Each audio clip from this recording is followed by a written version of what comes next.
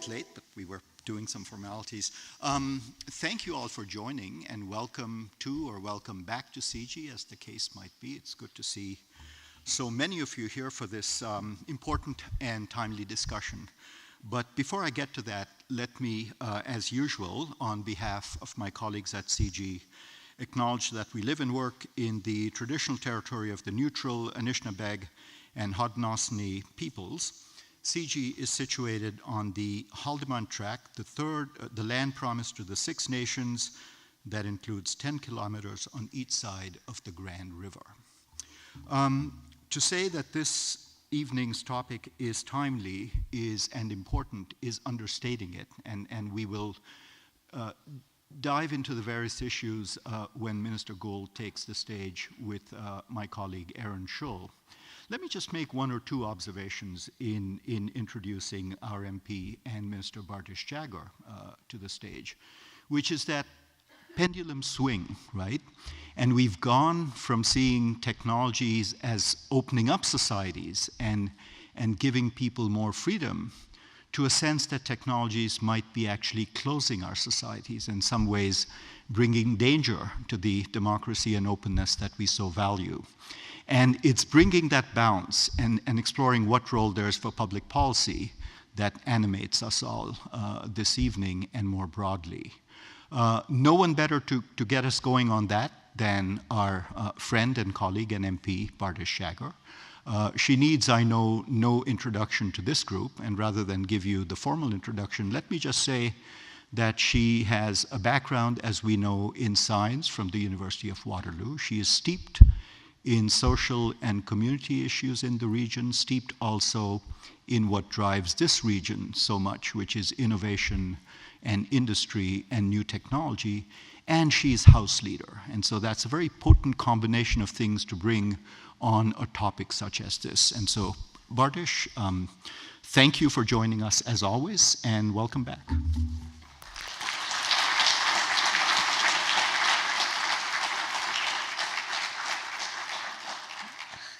Can we just put our hands together again, properly, for the President of CIGI, Rohinton Medora. So it is indeed an honor and a privilege to be the Member of Parliament for the riding of Waterloo. I can tell you that my colleagues, Raj Saini from Kitchener Centre, Marwan Tabera from Kitchener South Hespeler, as well as Brian May from Cambridge, were really pleased to hear that Minister Gould accepted our invitation to come here tonight. So when it comes to defending our democracy and preparing for federal election 2019, we know that there are many concerns and anxieties to ensure that our democracy remains ours. We want to ensure that it is Canadians that decide what government is elected for Canada. So when I had heard that Minister Gould was traveling the country to have these conversations, I extended an invitation to her to come here, right here in the Waterloo region. And there is no better place than CIGI to attend, because we have been doing quite a bit of work on this issue prior to it being a global crisis, if I might say so myself. So we know that in other countries, this has been a hot topic, and I know that there are many ideas and innovative solutions, as well as questions, comments, and concerns that have been coming to my office as well as the offices of my colleagues. So we want to ensure that you had the opportunity to have a direct conversation with the minister herself. Prime Minister Justin Trudeau was really strategic when it came to the mandate letters that he provided to each of ourselves. And when it came to the mandate letter that he provided Minister Karina Gould, he knew that there were concerns and anxieties that we needed to address. And that's why he chose no better person than the person for the Member of Parliament for Burlington. She is from that community and represents them oh so well. And it doesn't matter where I meet someone from Burlington, Ontario, they always talk about the fabulous representation they have. This individual has been able to gain notoriety, I would say, because of her age. She is a young individual. She is the first woman cabinet minister, sitting cabinet minister, to actually give birth to a child and have that child with her in the House of Commons. And Oliver is all of our child. I say that he is Canada's love child. He is my nephew, and I'm always excited to see him. Unfortunately, he's not here with us today, but we thank him him, and we thank Karina's husband for allowing us to have Minister Gould here with us tonight. So without further ado, please put your hands together for Minister Karina Gould, Minister of Democratic Institutions.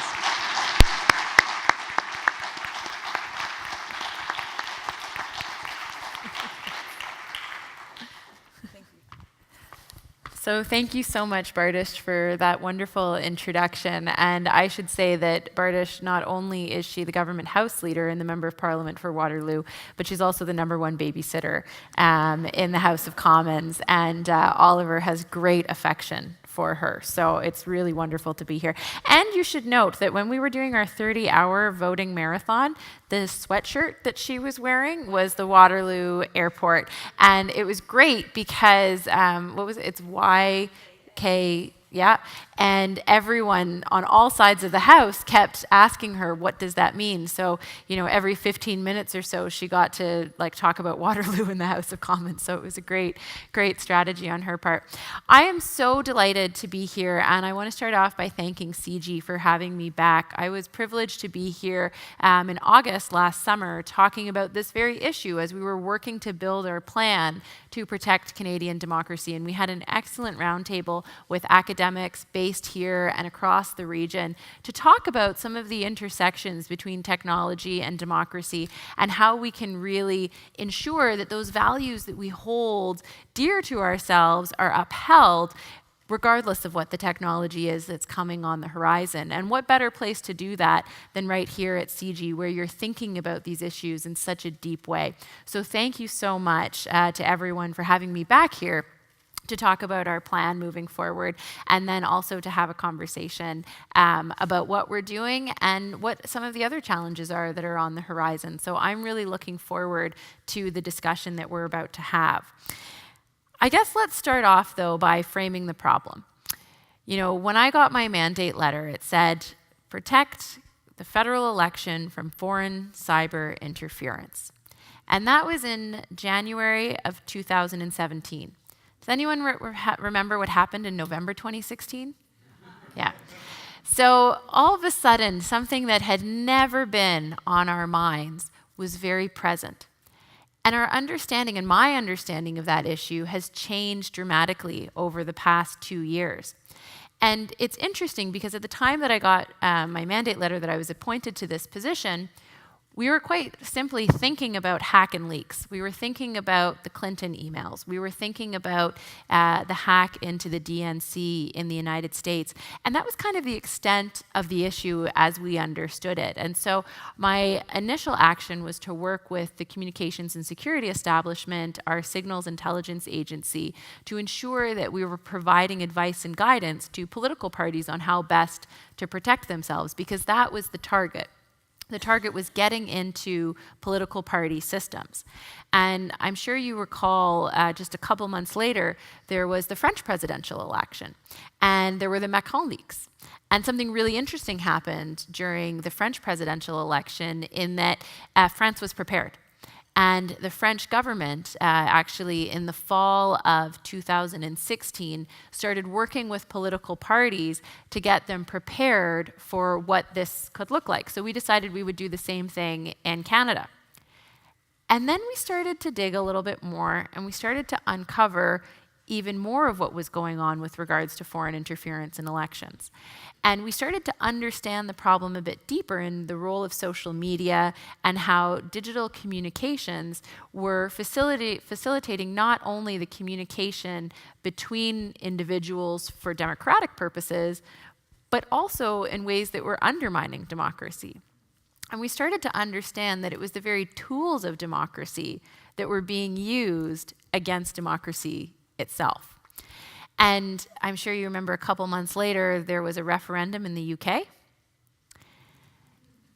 And about a year ago, we learned about Cambridge Analytica, and we learned about how Facebook and Twitter and platforms even like Pinterest and Reddit were kind of vehicles for foreign actors to try and confuse the message, to try and create chaos or disinformation campaigns to really target the individuals who hold the power in democracies and those are voters. And so we started to have a bigger picture understanding of what the issue at hand was. And I would say that we still don't fully have a grasp on it, because I'm sure there's going to be things that we continue to learn as we continue to change and as we continue to highlight what we know some of the other issues are. Foreign actors and malicious actors are going to use new techniques and new things, because sometimes people ask me, well, how didn't you know about this? Well, covert operations by their very nature are covert and designed for us not to know or not to understand. But we've learned a lot. And so part of that learning has reflected in two important pieces of work that we've put forward over the past couple of months. The first being the update to the Elections Act, so Bill C-76, which received royal assent in December of last year. And that piece of legislation does it does many important things, but it does a couple of important things with regards specifically to protecting our democracy. The first is that it requires social media platforms to maintain an ad registry. And so one of the things that we learned through, these 3 electoral events that I mentioned was the use of advertising on social media to try and share a message with voters and to try and increase messaging and specific targeting. And so having an ad registry will require all of these different social media platforms to actually maintain those ads so that people can go and see them, they can see who paid for them, and they can see more information about that, which I think is important. The second one is knowingly banning social media platforms for accepting advertising from foreign sources. That is another really important issue. At first, the social media platform said, well, we don't even know that this is happening. Well, they're receiving the money, and of course they're keeping track of it. So of course they know where it's coming from, and they can take steps to address that. These two things are the first time that we have regulated social media platforms with regards to elections. And as far as I know, these two items have not been done elsewhere in the world. Now other countries are starting to look at how else they can do it, and other countries are taking different approaches. But I think this is really important for our election space and for the integrity and the transparency of our elections, particularly when it comes to political advertising. We also strengthened third-party rules with regards to what they can spend money on, how they can spend it, and the transparency of where that money is coming from. And we've also enhanced the enforcement powers of the Commissioner of Canada Elections. So the Commissioner now has the authority to lay charges, but also to compel testimony if they are conducting an investigation, which are two things that will really strengthen our ability to enforce our electoral laws. And there's many other things that happen in C-76 that I'd be happy to talk about, but these are the ones that specifically relate to this issue. And then on January 30th of this year, myself, alongside my colleagues, Minister Sajjan, the Minister of Defence, and Minister Goodale, the Minister of Public Safety, announced our plan to protect Canadian democracy in the upcoming election. And this plan is based on 4 pillars: citizen preparedness, organizational resilience, protection from cyber threats specifically, and working with social media platforms. With regards to the first one, citizen preparedness, this was the #1 thing that came up in all of my conversations with experts and colleagues around the world, that the most effective protection against foreign interference is a resilient and a prepared citizenry. So we did 2 things. First, we've invested $7 million in digital media and civic literacy campaigns, because the best way that it was explained to me by an expert in this field is that until the advent of social media, we had very clear markers for how to distinguish trustworthy information. We'd walk into a magazine stand and we could see clearly, here's the stuff on sports, here's the stuff on science, oh, that's satire. And we had really clear indicators of what information was, where it was coming from, and whether or not it could be trusted. Fast forward to today, and on social media, we don't have those clear indicators as much. And so people will often receive information not necessarily checking the source and sharing it right away. And so how can we reach out to citizens and Canadians who are very smart, capable individuals and talk about where those sources are and how to be critical of what we're seeing online? The second piece is with regards to what we're calling the Critical Incident Election Public Protocol. That's a bit of a mouthful, So we'll call it the protocol.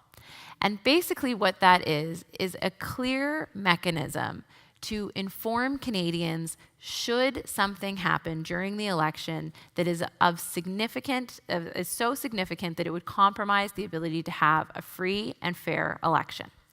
One of the things that we saw in the United States in the 2016 presidential election was that there was a lot of bureaucratic inertia because nobody wanted to be seen as influencing the outcome of the election. So therefore, they didn't talk about the real foreign interference that they were seeing in the months leading up to the election.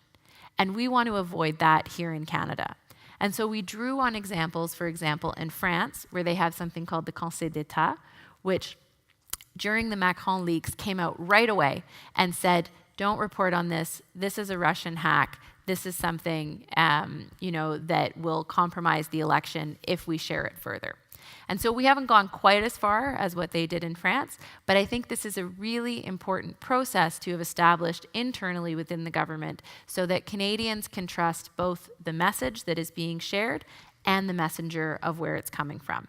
Hopefully, we'll never have to use it, but we at least have a process in place should the event occur. The second pillar, with regards to organizational resilience, is how do we prepare our institutions? So the CSE is providing direct support to Elections Canada to make sure that their systems are protected, to make sure they know what to do and are doing everything they can to protect themselves from cyber threats. And then we also extended, as I mentioned at the beginning, this expertise and this relationship to the different political parties. And the other thing that we announced on January 30th is that each of the political parties, the leaders of the political parties represented in the House of Commons, as well as up to 3 of their key campaign staff, are eligible for security clearance so that they can get regular briefings from our security agencies so that we have a way to share information in a trusted forum that they know that this information is coming from our public servants and our public safety agencies. The third pillar, with regards to protecting against cybersecurity, was the creation of what we're calling the Site Task Force, which brings together in one little room the RCMP, Global Affairs Canada, CSIS, and CSE to actually monitor this space for the first time. Because frankly, although foreign interference has always existed, really since the beginning of time, with regards to cyber threats, it wasn't something that we were actively looking at in Canada. And now we have a group that is actively monitoring that space. And then the fourth, and arguably one of the most important pillars, is with regards to social media platforms. So since this announcement, myself and my office have been meeting with the social media platforms to talk about how we can further engage to change some of the behavior that's taking place on their platforms. And we framed it in 3 kind of value buckets. So ensuring authenticity, transparency, and integrity within their communities. And a couple of the things that we've been talking about are, for example, just enforcing their terms of service. Each of the platforms have community standards in terms of service where they talk about what is acceptable behavior on their platforms, but they don't often enforce it. The other one is with regards to kind of a Canada 2 principle. So things that they've rolled out in other countries to protect their democracies, they should be doing that here in Canada. And the third one is thinking about what they're doing in the European Union. So the social media platforms have signed on to a code of practice in the lead up to the EU parliamentary elections that have a whole range of reporting activities of what's going on their platform and also the actions that they're taking to stop what could be foreign interference on their platforms. And I have to say that we've been having these conversations, and while each of the social media platforms says that Canada is an important market and says that they really do want to do something here, we haven't seen a whole lot bear out in action. And we're still having those conversations, and they're still underway, but it's becoming quite clear to me that there needs to be more. And there needs to be more, and Canadians need to understand how their information is being used online, how their data is being used, and how social media platforms are actively working to protect our election and prevent some of the activity that we saw in other countries leading up to 2019. So that kind of sums up what our plan is so far. And I think right now, I guess I'll ask Aaron to come up, because I think we're going to have a bit of a conversation, and I really look forward to engaging with you, hearing from you, and sharing whatever I can that will be helpful in this conversation. So thank you very much. Great.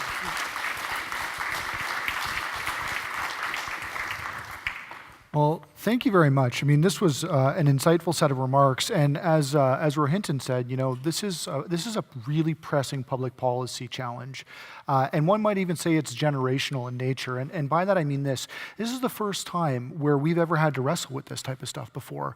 As you said, foreign interference is a tale as old as time. Espionage is something that's happened since there's been countries, but this is the first time where the public has been a target. And this is the first time that we've had social media companies play the role of the public space. So you talked about wanting more from them.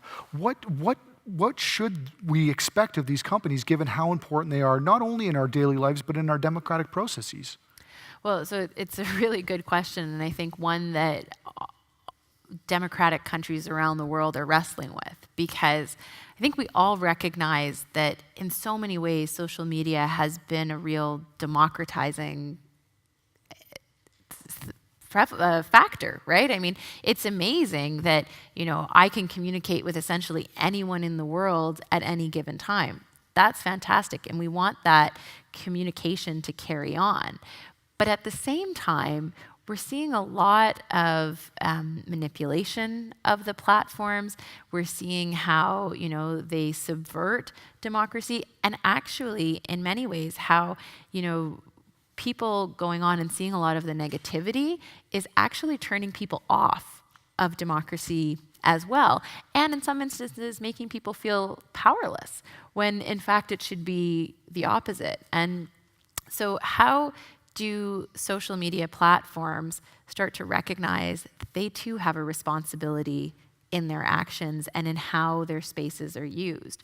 And I would say that until very recently, and many ways still going on, is that the platforms like to say, we're just a highway. What's ever happening on our highway, kind of not, it's not really our problem. Like it's, like saying there's a car accident and blaming the highway for it, right? Or to say, we're not publishers, or we're not broadcasters. We're just a platform where things happen. But the fact of the matter is that they're not neutral, right? We know that the algorithms that they have push content to individuals based on what the algorithm thinks you want to see. But that algorithm isn't neutral either. There have been human inputs into that. One of the things that a colleague was recently saying that resonated a lot with me is that if you're the editor of a newspaper, you're responsible for everything that's in that newspaper. The ads, the editorials, the content, you're responsible for all of it. The same should be the case with regards to social media platforms. And so how do we ensure that people can still share, they can still, interact, they can still connect, they can still take advantage of all of those really great things, while ensuring that we also have some standards with regards to what that content looks like? And to me, it seems like, if it's illegal, that should be a pretty, kind of easy standard to That's set. fairly low-hanging fruit, Yeah. right? So you'd said something interesting in your remarks, and I want to come back to, and I don't want to dwell solely on the question of platform governance, but I really do think that this is an important issue. And so you talked about the code of conduct in Europe and basically transparency and accountability and ensuring that these companies are enforcing their terms of service. So in the back of my mind, I was thinking, if they can do it in Europe, they could do it here. So it's a choice. And then it strikes me, where you stand on an issue depends on where you sit. And I happen to sit in a global governance think tank. So my mind automatically goes to international coordination. Is there some sort of international coordination problem here? And can Canada be playing a bit more of a leadership role in that space? Yeah, so I think the first comment that you made, that it's a choice, is really important. And if any of you have been following this issue recently, you would have seen that a couple weeks ago, Mark Zuckerberg actually put out a Facebook post calling for global governance of social media platforms. Now you can question the sincerity of that, because obviously global governance takes a long time to do, and it would be easier for the platforms to have one set of rules where they can follow around the whole world as opposed to each country. But we know how long it takes to get one set of rules internationally for anything. But I think that Canada can absolutely play a leadership role in this space. And I would also say that it's at a time when different countries are coming to the same realization. The UK released a white paper about 2 weeks ago on social media governance. Australia introduced legislation that would hold social media executives liable for violent extremist content on their platforms. New Zealand is interested in this space. France introduced laws with regards to fake news. Germany has a new hate speech law. So there's a lot of like-minded countries that are all coming to this around the same time. And I think we have a moment where some international standards and norms can be set. No, that's fair. And your point is not lost on me, where global governance rules typically take a long time. No one has ever accused international lawyers of moving too fast on anything. Yeah. I'm allowed to make that joke because I'm an international lawyer. But and maybe there's a decent segue here to talk about individual responsibility. But before I ask my next question, I'll simply let the audience know that there are microphones here, and we do want this to be a conversation with the audience. So there's a microphone on the left and right sides of the auditorium. Please feel free to come up and just introduce yourself and then and ask your questions. But we definitely do want it to be a conversation with the audience as well. And so kind of moving from platform governance type issues to individual responsibility, I mean, at the end of the day, an individual has to walk in and cast a ballot. And so what can actual Canadians, like given the fact that social media companies aren't necessarily moving as quickly as we'd like, given the concerns around international law and legal development, what can Canadians do in the here and the now to make sure that they're not being preyed upon by foreign adversarial states? It's an excellent question, and it's really important. That's why it forms one of the pillars of our plan as citizen resilience, is first of all to be critical of what you're seeing online, to check the source. So, I'm very proud of Canadian election legislation writ large, even before the changes, because I think we have one of the more robust elections legislations around the world. And one of the things that I think is really important is this notion of transparency, where whatever you're advertising, you have to have a watermark that says who paid for this advertising, and I think that's really important. And then with regards to third-party advertising, not only who paid for it, but you then have to be able to contact them as well. So when you're seeing things online, to be a bit more critical and to pause before you share something. Because I think one of the things that we all experience in the 24-hour news cycle that we have in the constant space of social media is that an idea or an issue can travel really quickly around the world before it's verified if it's actually true or not. And so on the one hand, that's really good and exciting, but on the other hand, it means that we all have to take a moment before we share something and pass it on to make sure that it is in fact true. And I think particularly with regards to disinformation campaigns that could be coming from some foreign actors, that's intentional to try and divide people. And one of the things that we've seen in other elections around the world is that the intent is not necessarily to support one party or the other. The intent is to create chaos, to create confusion, and a distrust of democracy. And so part of it is understanding what the intention is and to look for signs of whether this is verifiable or not. And, as I said in my remarks, we are very trusting of the information we see. And inherently, I don't think that's a bad thing, because I think it's good to be trusting. But on the other hand, we can look at accounts on Twitter or Facebook or wherever they may be, and if they're sharing content at a rapidity that is beyond human scope, it's probably because they're not human. Right? They're probably a bot. And if they have 3,000 tweets but 5 followers, they're probably not real. And so just to make sure that we're doing that checking. And then I'd say the other thing for this crowd, which is informed and engaged in this issue, is have those conversations with your community, with your family, with your friends as well.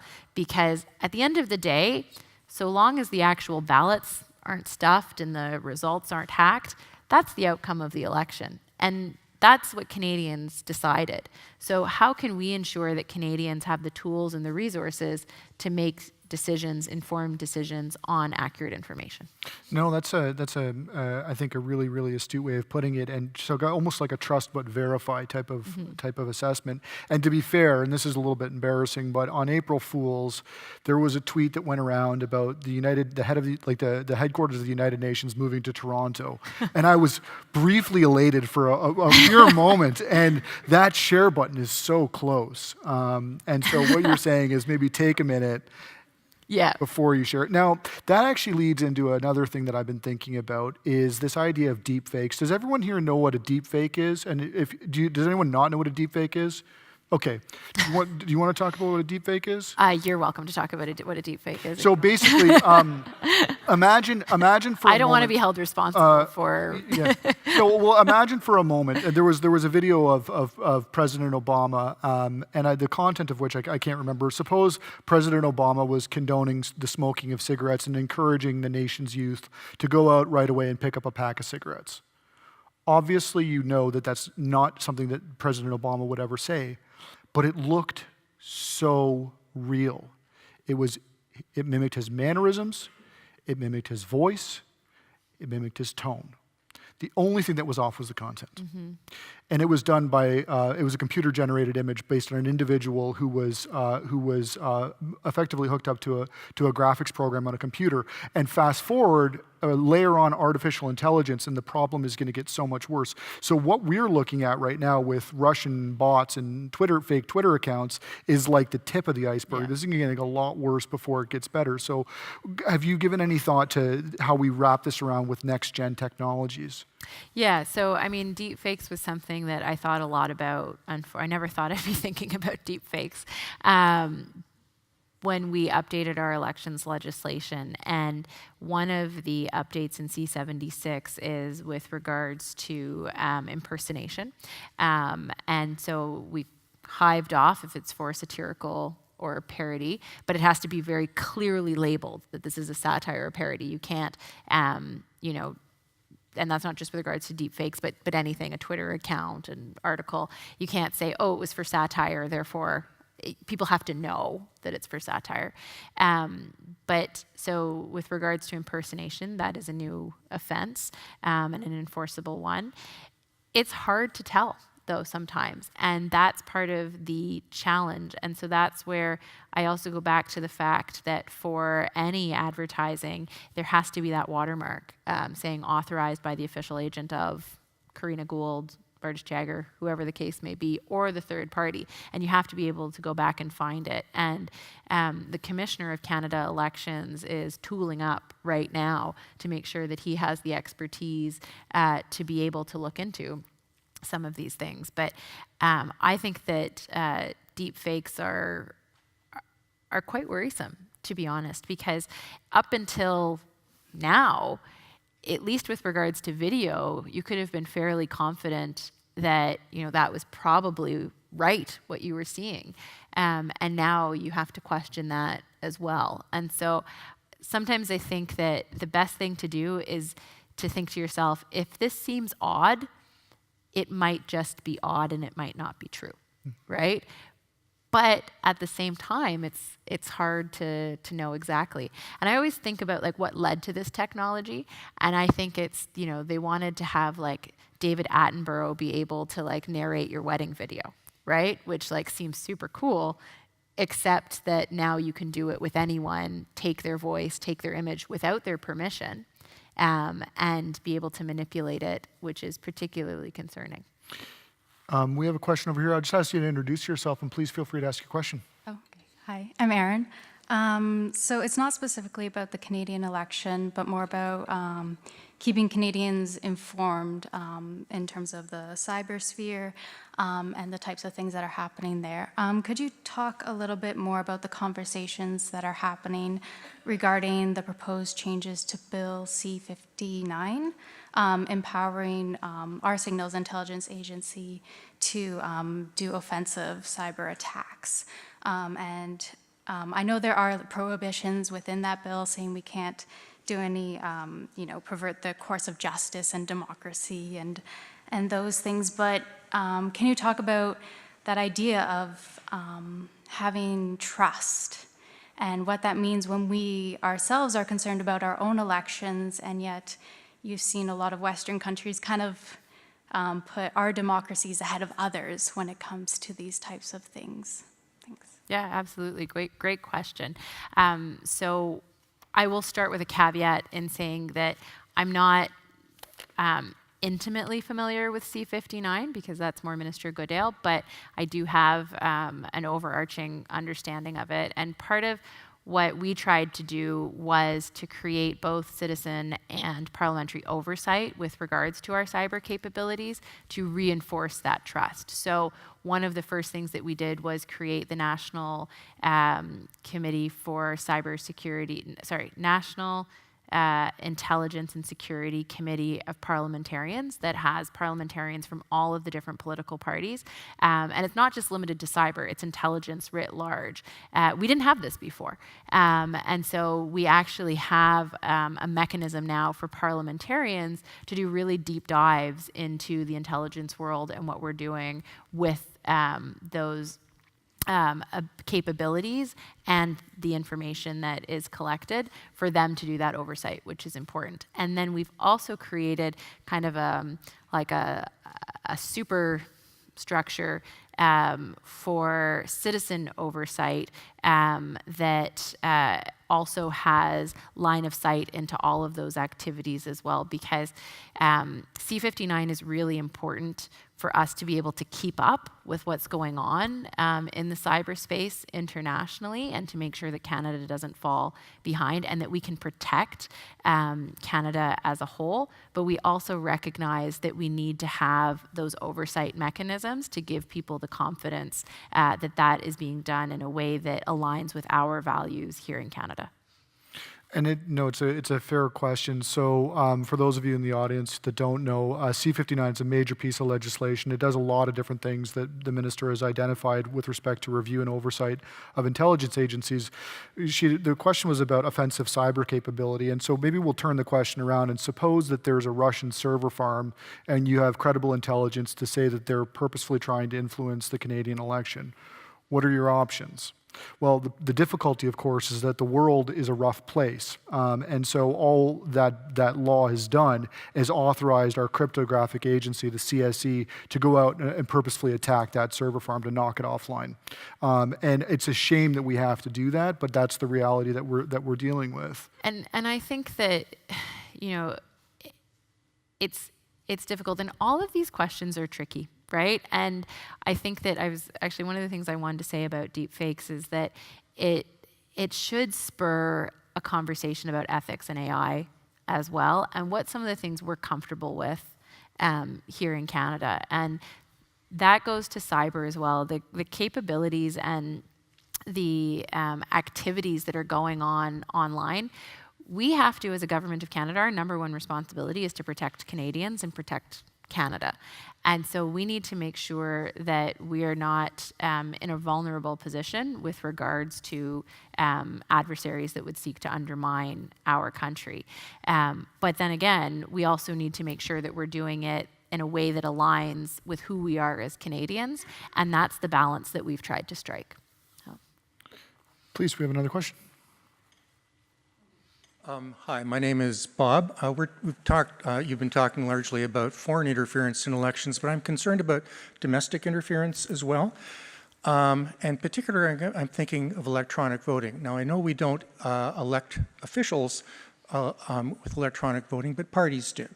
There's been an allegation that the Conservative leader election in Alberta involved, the allegation is some misdirection of emails that would misdirect credentials of voters who would vote electronically.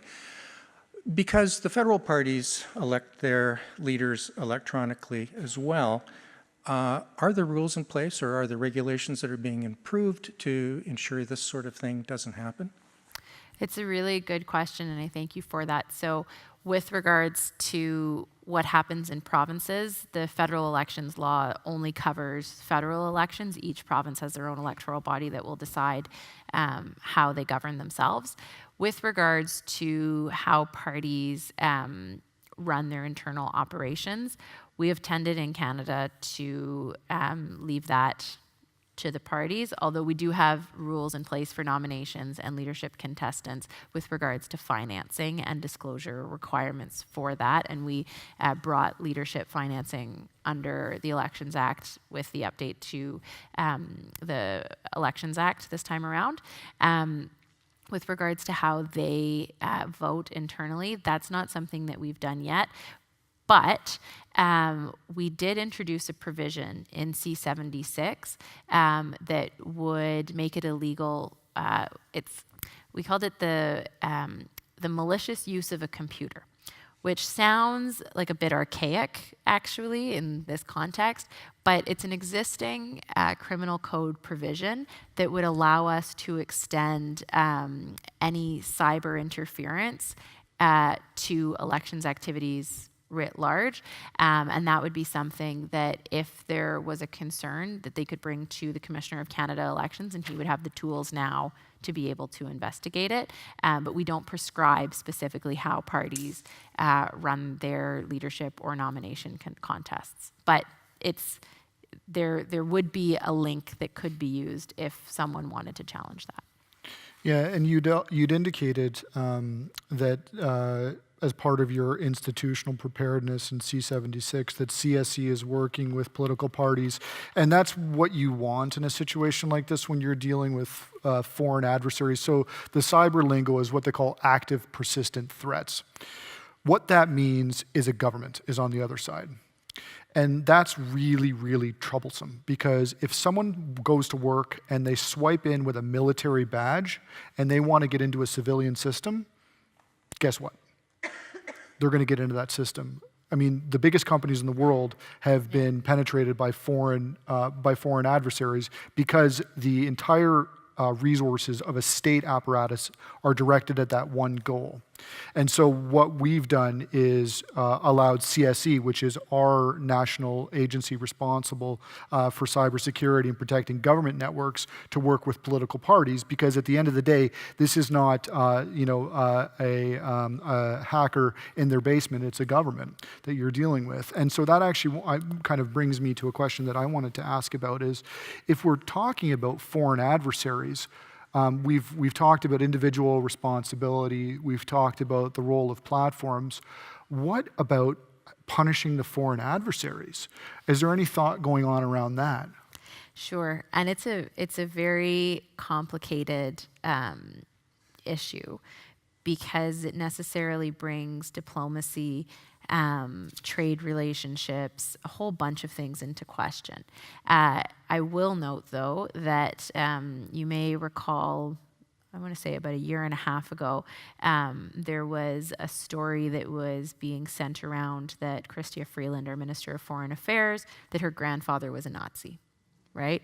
That resulted in a number of Russian diplomats being expelled from Ottawa. Mm-hmm. So where there is a clear link and evidence, we will act. Part of the challenge is that sometimes it's hard to draw the connections. But I think there is a growing sense that this kind of activity is unacceptable, and particularly with regards to elections. And there's a difference between interference and influence, right? Influence is the ambassador of a country saying that, we would like Canada to do X, Y, and Z. It's out there, it's open, people know about it. Interference is this covert attempt to manipulate or interfere with people's decisions, not being open and transparent about where this information is coming from. And so there's always going to be tensions, right? Because there's espionage activities that take place that probably don't have much impact, right? You probably wouldn't identify a foreign actor in that case. But there could be a situation where there is a significant impact. And that's where our security agencies will make a recommendation as to whether or not this is something that needs to be attributed. Part of the protocol during the election is empowering a group of senior civil servants to both inform Canadians of what happened, but then also to decide whether or not they need to attribute that activity, if they have the information. No, that's I think a fair point, and I've argued elsewhere that attribution in cyberspace is not a simple task, and it's not. There's a political dimension, there's an economic dimension, a legal dimension, and a technical dimension, and oftentimes you have to have all of those things line up in order to have attribution in cyberspace. We'll go to a question over here, please. Hi, thank you. So this is less of a question, but more a comment on one of the first pillars, which is to have a resilient and informed and aware citizenry. So I work for a company in Guelph, and we've partnered with a Toronto-based news literacy organization, and we actually have a tool that is being implemented across schools K-12 across Canada, and it's called fakeout.ca, and it goes to your point about those very real-like or seemingly real posts and how to actually source check. So they are designed for K-12, but I spent a lot of time in DC and with savvy lawyers and politicians, and we fake them out with our content. So it just goes to your point that we were the recipients and beneficiaries of your mandate to do that. So I just wanted to let people know because it's not just young people. We all get faked out. So it's a tool that it gives you the actual tools to practice how to source check, how to take a picture and look back. And so that's one way that we can sort of arm ourselves and to help think critically and have the practical application of those skills. So that's awesome. Thank you. That's great. And that's really, so I mean, I think that's really cool, and it's really good to be able to arm citizens with the tools to help them kind of decipher what's going on online. Unfortunately, the biggest sharers of fake news are not students, though. They're baby boomers. So one of the challenges is students are a really captive audience, and so we can talk to them about all of these things, but how do you get to people who aren't in school anymore? How do you reach out to people who aren't in organized groups to talk about these issues? And that's part of the challenge, but a really, really important thing that we need to figure out. Oh God, yeah, I got an email from my mom the other day that said if I don't forward this on to 10 people, some grievous consequence was going to take place. So believe me. You know what? Let's talk about education. I mean, because this is not easy stuff. Let's talk a little bit about that continuing education piece of it. So my own instinct is to say that there's probably a place for this in civics classes. Like, this is about our democratic process. This is about consuming good information and then coming to a reasoned decision that hasn't been influenced. But how do we reach people that aren't in school? How do we kind of get the information to the people who need it the most so that I don't get those emails from my mom anymore? I don't know if we can stop your mom sending those emails, but I mean, the number of Facebook messages I get from people that say, like, send this to 5 people, or like, no one will ever love you, and you're like, oh, God, sorry. But I think that's part of the challenge. And so, Fake Out is one good example, but then there are other organizations that actually run social media campaigns on this, and ironically target people just as you would target through advertising. So that's one mechanism. But I think through forums like this is important, and to talk about it, and to talk about it in your homes and in your communities. And when you see someone who's sharing something that is very clearly not true or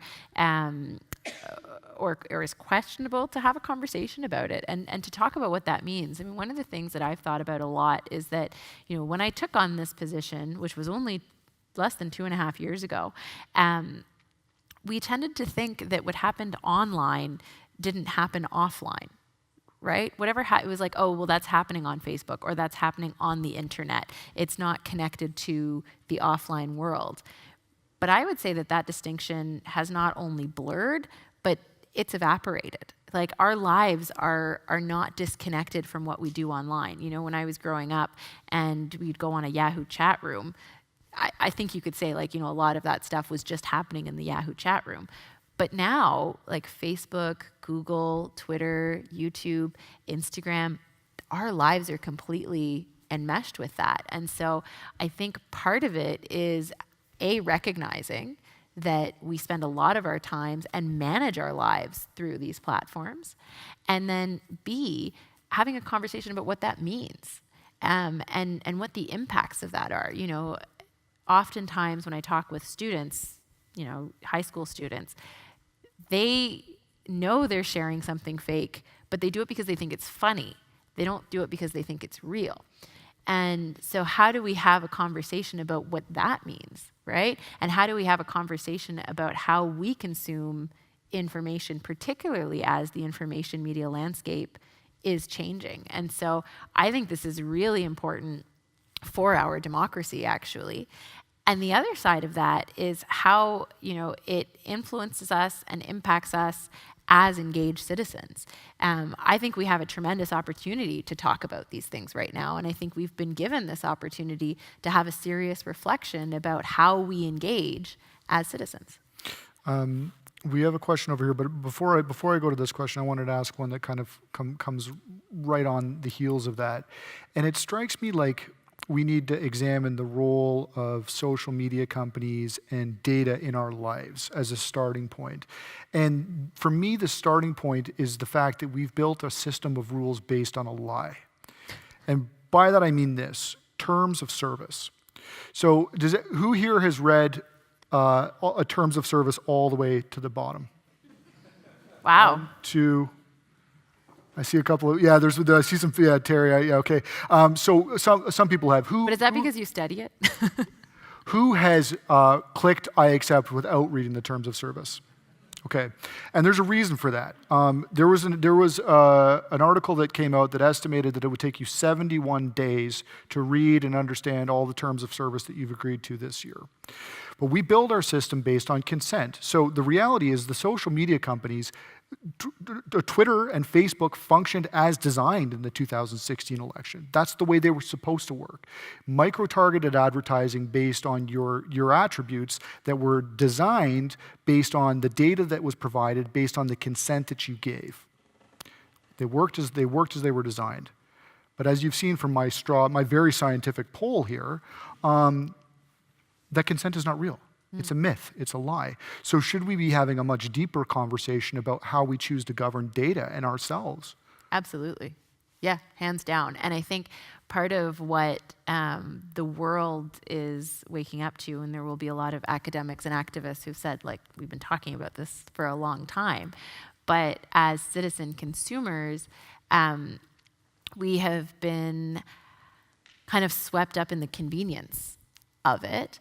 And not really thought about why we're getting these things for free. Like, why is it that I can do this all for free when before, I had to pay my telephone bill, and I had to pay for cable, and I had to pay for my magazine and newspaper subscriptions. We're paying for something somehow, right? And right now it's with our data. And we don't really know what that means or what it's being used for. And I think, the consent that we're giving is not an informed or meaningful consent.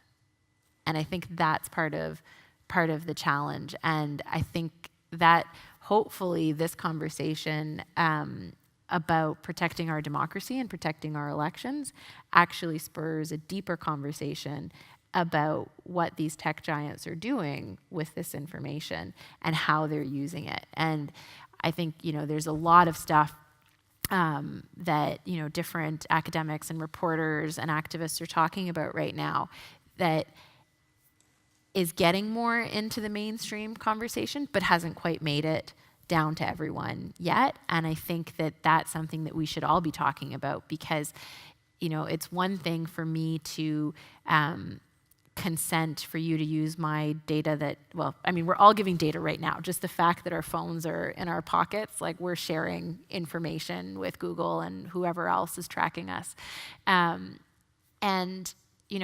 Am I okay with the data that I'm giving these tech giants? I don't even know what they're taking from me right now. And then I don't know how they're using it. I don't know how they're monetizing it. And I don't know what the consequences of that are.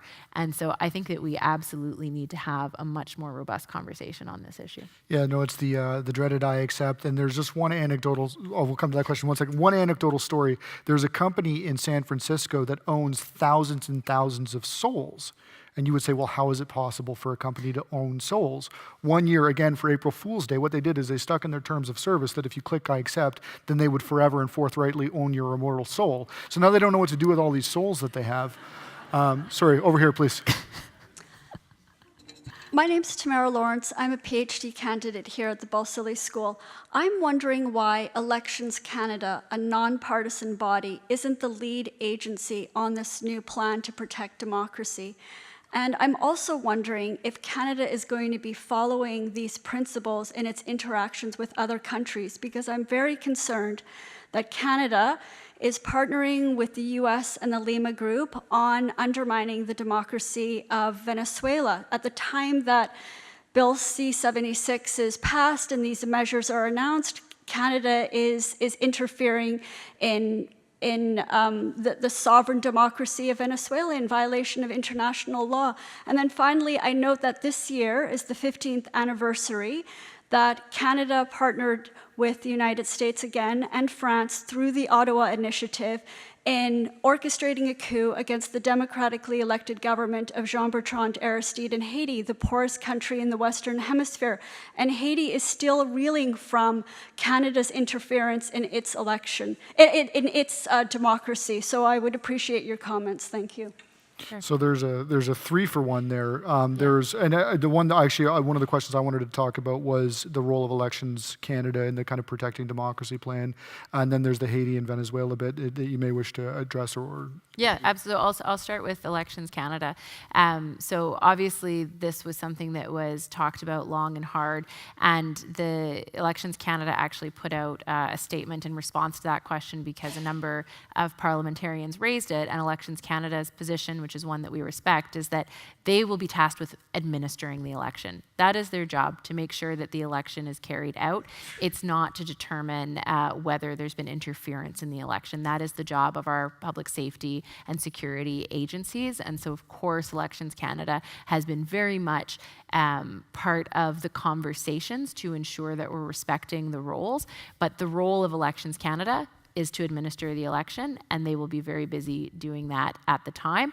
However, the protocol does state that if there is going to be a public announcement that the group of public servants will inform Elections Canada before they inform the public, because it's important for them to be aware of this.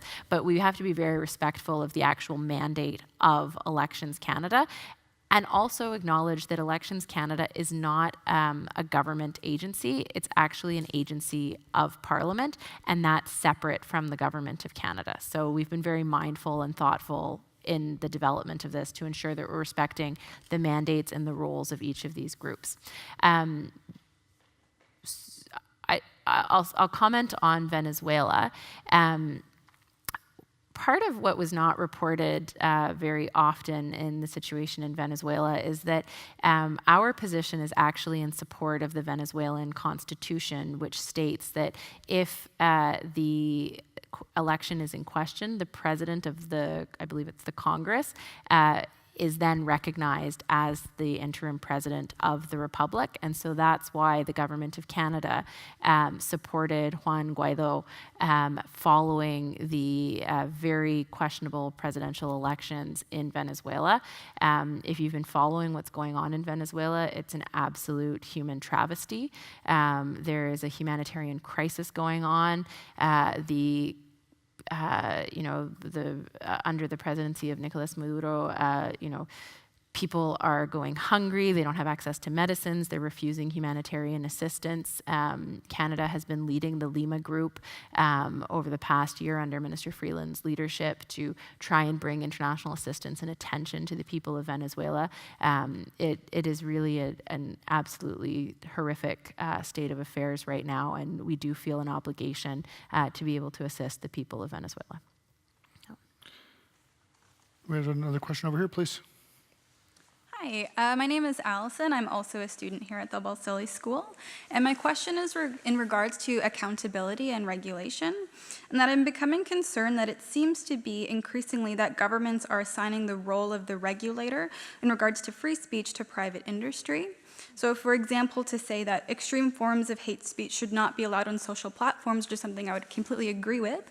However, I'm wondering if the current structure of governance is such that private industry is the sole regulator in regards to what is removed and what stays online, and if you could speak to specifically how governments are involved in that process.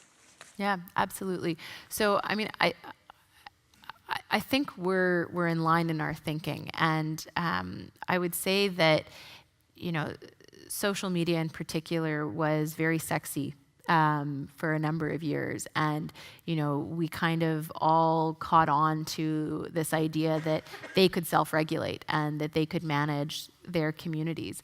And over the past particularly year or 2 years, we've really come to realize that that's probably not possible any longer. And we need to think creatively about how we manage the transition to a space where social media platforms are held to account for the activity that goes on their platforms. And, over the past couple of years, or a couple of years ago, it started off particularly with regards to terrorist, extremist content, or content with regards to child pornography. That's kind of the most extreme versions of things that we shouldn't tolerate on any platform, anywhere. But there's a whole bunch of other stuff that's going on that's a lot harder.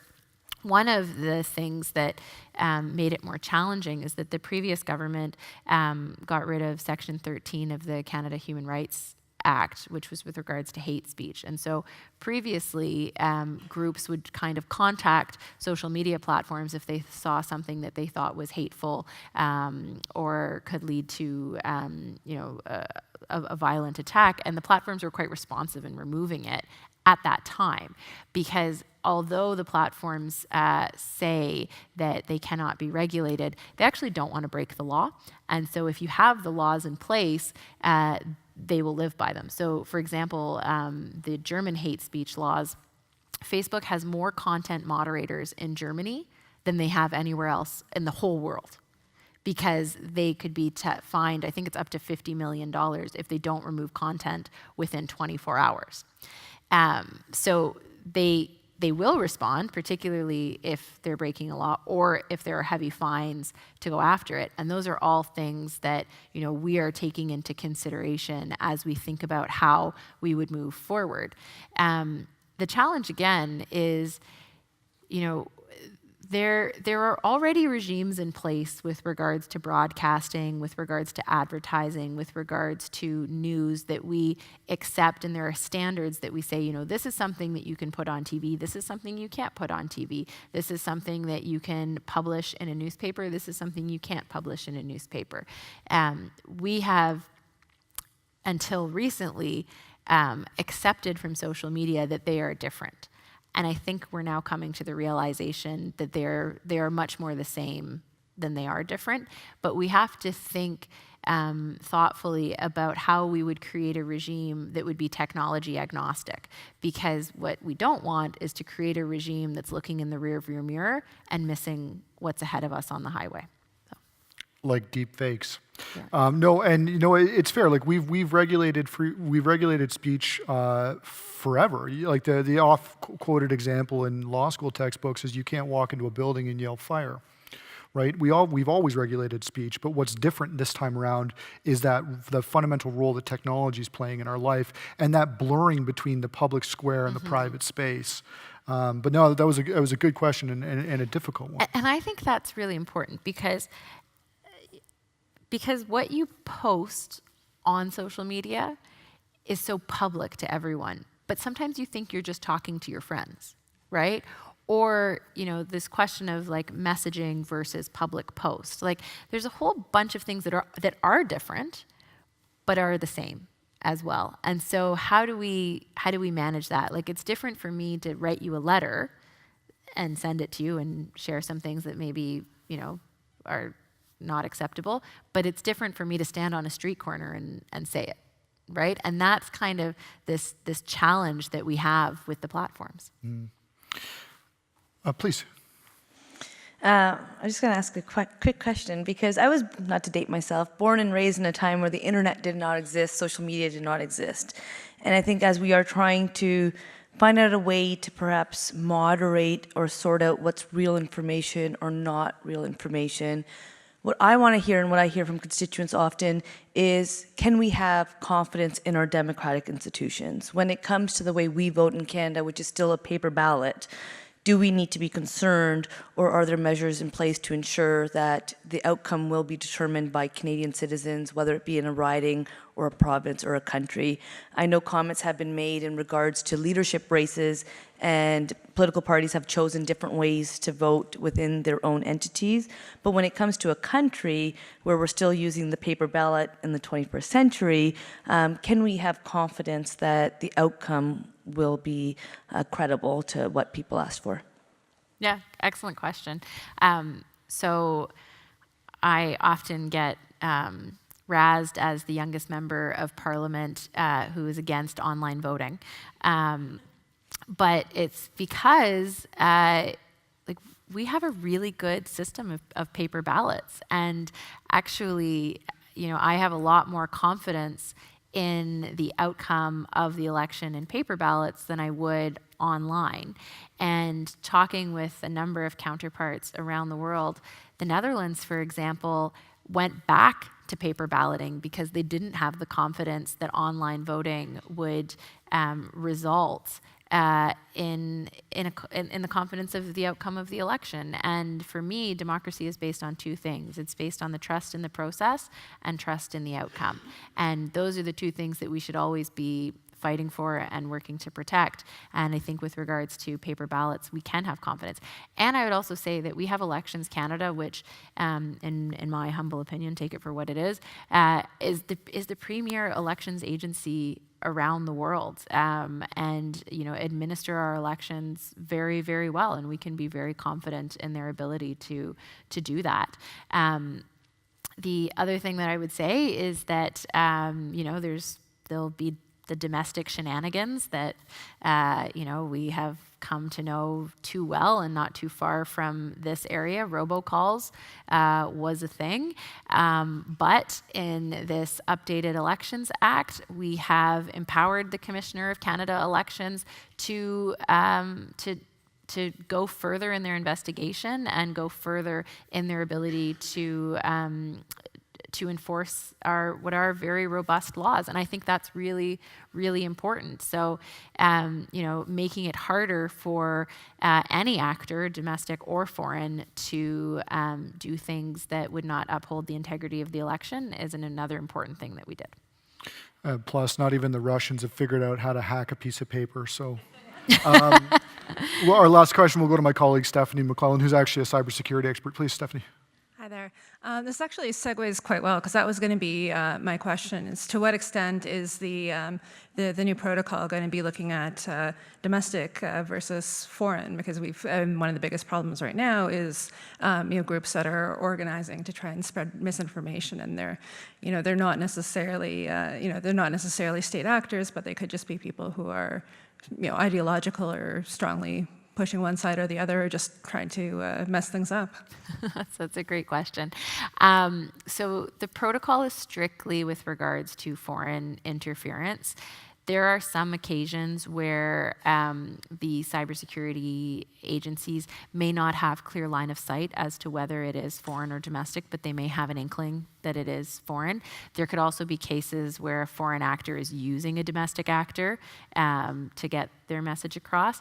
But CSE does not look at Canadians, and so it would only really be it's specifically with regards to foreign interference.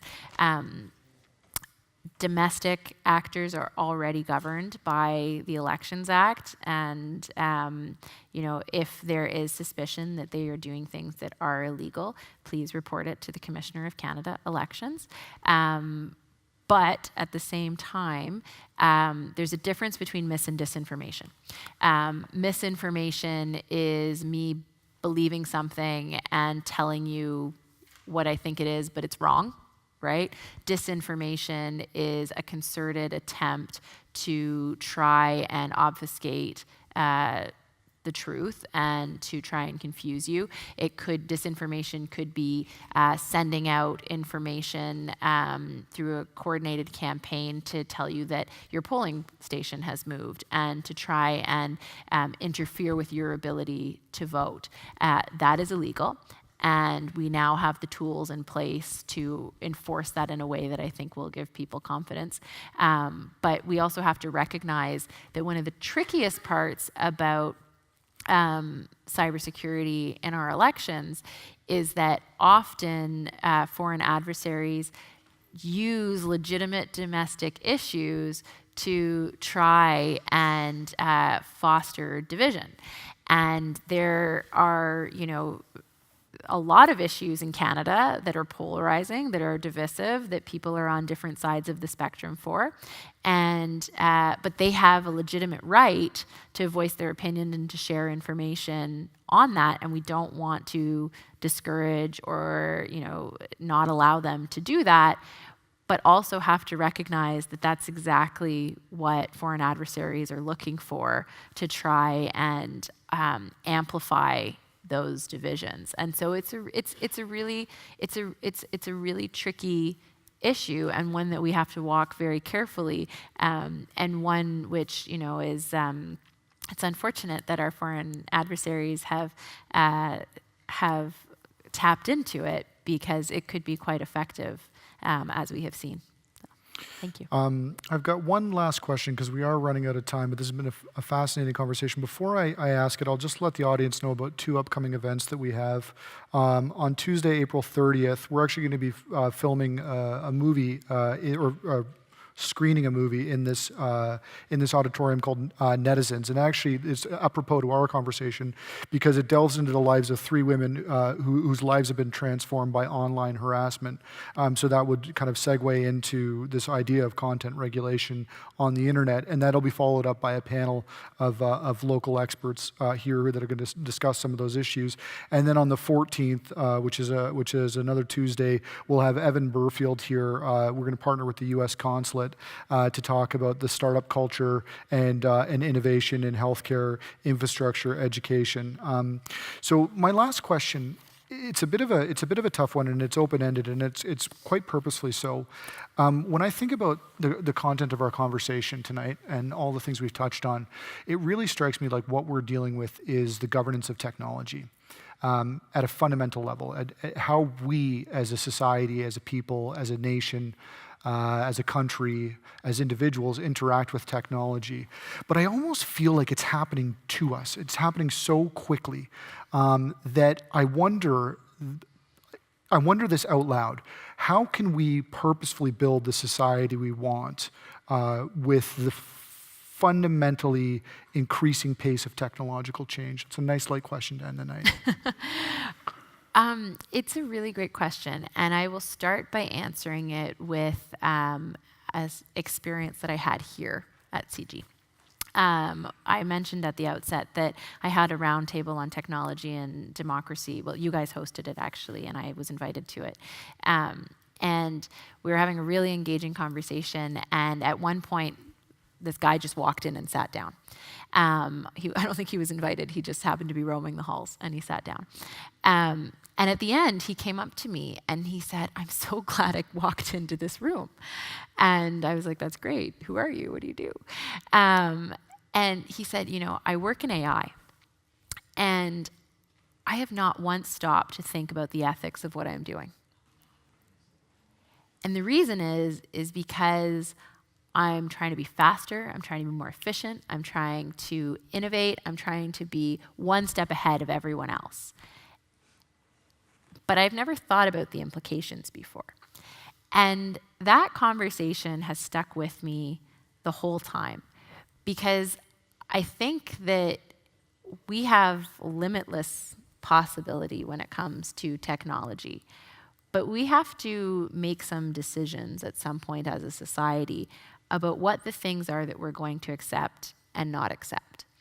And deepfakes is a really good example of this, because never before have we had something that could take me or you, take my voice, my mannerisms, my face, and manipulate it in such a way to not be able to tell if it's me or not.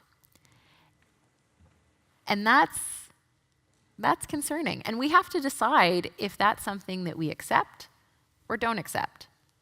It's really cool to have David Attenborough narrate my wedding video.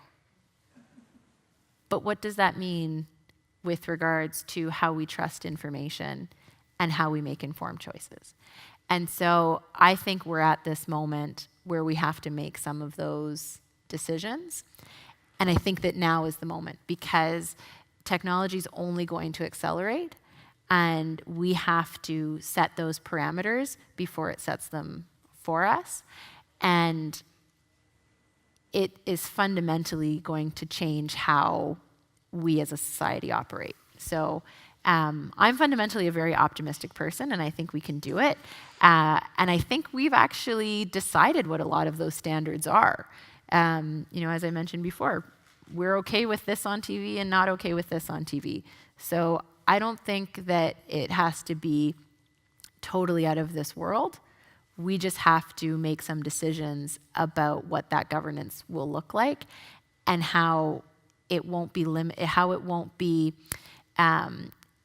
just reactive to today's technology, because things are going to change and we need to set those parameters moving forward. That's great, and that's a great place to end it. Policy choices and governance choices are inevitably a series of trade-offs, a series of counterbalances, but it's always this idea that we're trying to make the choices for the betterment of society. So I'd like to ask you to join me in thanking our speaker, Minister Gould. Thank you so much. Thank you. Wonderful having you. Yeah, thanks. That was great. That was a lot of fun. Yeah. Thank you.